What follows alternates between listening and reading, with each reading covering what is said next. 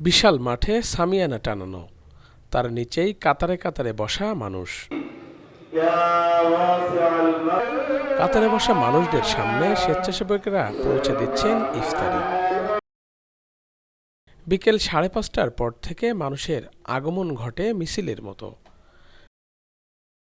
প্রতিদিন সকাল থেকে নলতা আহসিনের মিশন বিশ্রামাগার চত্বরে শুরু হয় ইফতারি তৈরির বিশাল কর্মযজ্ঞ। 26 জন মানুষ কাজ করছেন, তাদের কেউ ছোলা ভুনার কাজে সহযোগিতা করছেন, কেউ বা ফিরনি রান্না করছেন, কেউ আবার সিঙ্গাড়া, ডিম সেদ্ধ ও চিড়ি ভিজানোর কাজে ব্যস্ত। অনেকে দল পাকিয়ে কলা ও খেজুর বাছাই করছেন। এই প্রস্তুতি চলে দুপুর 2টা পর্যন্ত। 18 থেকে 20 বছর ধরে ইফতারি তৈরির এ কাজ করে যাচ্ছেন শ্রমিকরা। তারা সওয়াবের আশায় দিন চলার মতো ন্যূনতম পারিশ্রমিকে এ সেবা দিচ্ছেন। সিঙ্গাড়ার যে কারিগর, এখানে হচ্ছে আমরা 6টার সময় আসি আর আসরের পরপরই কাজ শেষ হয়ে যায়। এখানে সিঙ্গাড়া বানাতে মোট আলু লাগে 180 কেজি, ময়দা 150 কেজি, 74 কেজি তেল আর মাল মশলা দিয়ে সুন্দর পরিবেশ আমরা রান্না করি। আমি রান্না করি, হেড বাবুসি, আমার এক পাশে আমার সঙ্গে থাকে এক চাচা। আর এখানে যে 6000 লোকের যে ইত্যাদির যে সব কিছু নিলে 6 রকম ইত্যাদি দেওয়া হয়। এক সিঙ্গাড়া দেওয়া হয় 6000 পিস, 6000 পিস ডিম, 6000 পিস কলা, 6000 পিস হচ্ছে খেজুর, 8 ডেক ফিন্নি আর ছলা, 6 ডেক ছোলা।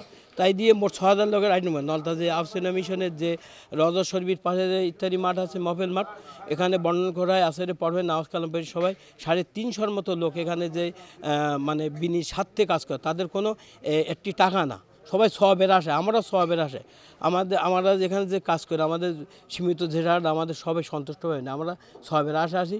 এই যে আমাদের এদিকে দূর দূরান্ত থেকে নলতায় ইফতারি করতে আসে হাজার হাজার মানুষ।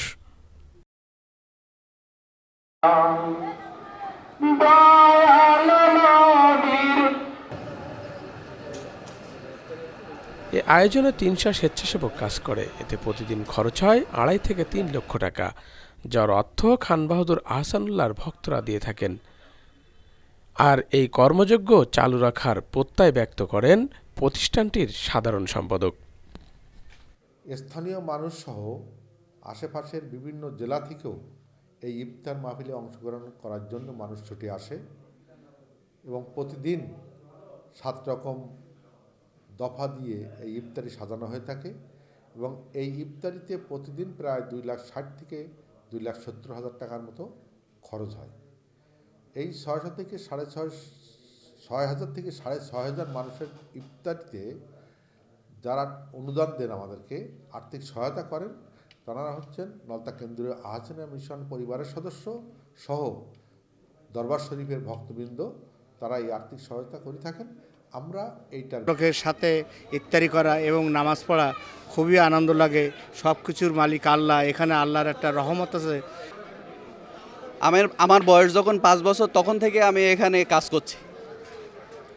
এখন প্রায় 30 থেকে 40 বছর যাবৎ এখানে ইফতারি কার্যক্রম পরিচালনা হয়ে আসছেন এবং ছোট ছোট বাচ্চা থেকে বৃদ্ধ বয়স সবাই এখানে ইফতারি করতে আসে। প্রতিদিন পহেলা রমজান থেকে 30 রমজান পর্যন্ত এখানে ইফতারি প্রদান করা হয়।